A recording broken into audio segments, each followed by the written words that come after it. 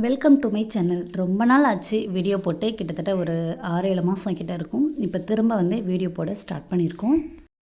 முன்னாடி எப்படி எனக்கு சப்போர்ட் பண்ணிங்களோ அதே மாதிரி திரும்ப எனக்கு சப்போர்ட் பண்ணுங்கள். இன்றைக்கி வெஜிடபிள் பிரியாணி எப்படி செய்கிறது அப்படிங்கிறது ரொம்ப சிம்பிளான மெத்தடு தான் பார்க்க போகிறோம். குக்கரில் தான் இன்றைக்கி செய்ய போகிறோம். குக்கர் அடுப்பில் வச்சு நல்லா சூடுபடுத்திக்கோங்க. தேவையான அளவு எண்ணெய் சேர்த்துட்டு ஒரு 1.5 ஸ்பூன் அளவு நெய் சேர்த்துக்கோங்க. உங்களுக்கு நெய்யோட ஃப்ளேவர் பிடிக்கலனா எண்ணெயே கொஞ்சம் அதிகமாக சேர்த்துக்கோங்க. ஆனால் நீங்கள் சேர்த்துக்கிற எண்ணெய் ஸ்மெல் இல்லாத எண்ணெயாக இருக்கணும். அதுபோல் சேர்த்துக்கோங்க. எண்ணெய் நல்லா காஞ்சதுக்கப்புறமா ஒரு 6-7 கிராம்பு போட்டிருக்கேன். பட்டை ஏலக்காய் எல்லாம் நான் தனியாக சேர்க்கல. இன்றைக்கி நான் இஞ்சி பூண்டு கூடயே சேர்த்து அரைச்சிட்டேன். அதோட மொத்த அளவு ஒரு 3 ஸ்பூன் அளவு இந்த இஞ்சி பூண்டு பேஸ்ட் வரும். அந்த இஞ்சி பூண்டு கூட அதாவது ஒரு 15 பல் பூண்டு இருக்கும். 5-6 துண்டு இஞ்சி, பட்டை, ஏலக்காய், லவங்கம் எல்லாம் சேர்த்து அரைச்ச அளவு ஒரு 3 ஸ்பூன் அளவு இருக்கும். அந்த இஞ்சி பூண்டு பேஸ்ட்டு போட்டு பச்சை வாசனை போகிற அளவுக்கு அடுப்பை சிம்மில் வச்சு வதக்கிக்கோங்க. அதுக்கப்புறம் 3 பச்சை மிளகாய் சேர்த்துருக்கேன்.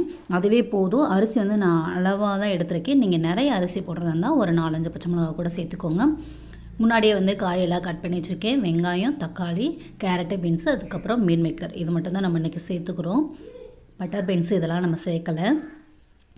இப்போது பச்சை வாசனையெல்லாம் போயிருச்சு. நம்ம கட் பண்ணி வச்சுருக்க வெங்காயத்தை சேர்த்துக்கலாம். பல்லாரி வெங்காயம் சேர்த்துக்கோங்க. வெங்காயம் ஒரு கண்ணாடி பதம் வர அளவுக்கு வதக்கிக்கோங்க. நம்ம தம் பிரியாணி பண்ணுறது இருந்தால் வெங்காயத்தை நம்ம பொரித்து தனியாக வச்சுக்குவோம். இது நம்ம நார்மலாக தான் பிரியாணி செய்ய போகிறோம். அப்படிங்கும்போது ஒரு கண்ணாடி பதம் அளவுக்கு வதங்கினதுக்கப்புறமா கட் பண்ணி வச்சுருக்க தக்காளி சேர்த்துக்கோங்க. தக்காளி ரொம்ப அதிகமாக சேர்க்க வேண்டாம். அப்புறம் சாப்பாடு தக்காளி சோறு மாதிரி ஆகிடும். அதனால் ஒரு 3 தக்காளி மட்டும் சேர்த்துக்கோங்க. சீக்கிரமாக வதங்குறதுக்காக கொஞ்சமாக நான் இப்போவே கல்லுப்பு சேர்த்துக்கிட்டேன். இப்போ வதங்கிடுச்சு. வதங்கினதுக்கப்புறமா கட் பண்ணி வச்சுருக்க கேரட்டு, பீன்ஸு எல்லாம் சேர்த்து ஒரு 30% அளவு குக் பண்ணிக்கலாம். தேவையான அளவு உப்பு சேர்த்துட்டு பிரியாணி பொடி 1 ஸ்பூன், கரம் மசாலா 1 ஸ்பூன், கொஞ்சமாக மஞ்சள் தூள் இது சேர்த்துக்கோங்க. பிரியாணி உங்களுக்கு நல்லா டார்க் ப்ரௌன் கலரில் வரணும்னு நினச்சிங்கன்னா மஞ்சள் தூள் அவாய்ட் பண்ணிவிட்டு மற்ற 2 பொடியை மட்டும் சேர்த்துக்கோங்க. கொஞ்சமாக தயிர் சேர்த்து நல்லா கிளறி விட்டுக்கோங்க. அடுப்பு நார்மலான நெருப்புலேயே வச்சு செய்யுங்க. மீன் மேக்கரை சேர்த்து நல்லா கிண்டிக்கோங்க. மீன் மேக்கர் நம்ம சுடு தண்ணியில் தனியாக ஊற போட்டிருப்போம். அதிலே நல்லா குக் ஆயிரும். அதனால் இந்த ஸ்டேஜ்லேயே சேர்த்துக்கிட்டாலே போதும். அடுத்து நம்ம எந்த அளவுக்கு அரிசி எடுத்துருக்கோமோ 1க்கு 2 கணக்கில் தண்ணி சேர்த்துக்கோங்க. தண்ணி சேர்த்து நல்லா கிளறி விட்டுட்டு உப்பு காரம் எல்லாமே டேஸ்ட்டு பார்த்துக்கோங்க. உப்பு பத்தலைன்னா உப்பு சேர்த்துக்கோங்க. காரம் பத்தலை அப்படின்னா தனி மிளகாத்தூள் சேர்க்க வேண்டாம். நீங்கள் பிரியாணி பொடியோ இல்லை கறி மசாலா தூள் இருந்தால் கூட அதை சேர்த்துக்கோங்க. இப்போ நல்லா டேஸ்ட்லாம் பார்த்ததுக்கப்புறமா ஒரு 1/2 லெமன் அளவு புழிஞ்சு விட்டுக்கோங்க.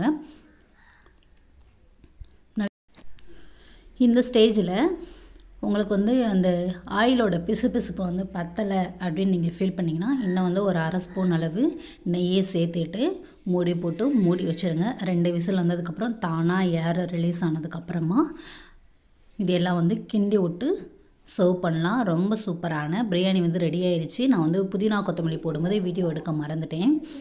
நம்ம குக்கர் மூடி போடுறதுக்கு முன்னாடி அந்த தலை தம்பி எல்லாமே போட்டுக்கோங்க. அவ்வளோதான். ரொம்ப சூப்பரான பிரியாணி ரெடி ஆயிடுச்சு. பாருங்கள், குழஞ்சு போல ஒரு நார்மலான பக்குவத்தில் சூப்பராக சிம்பிளான வெஜ் பிரியாணி ரெடி.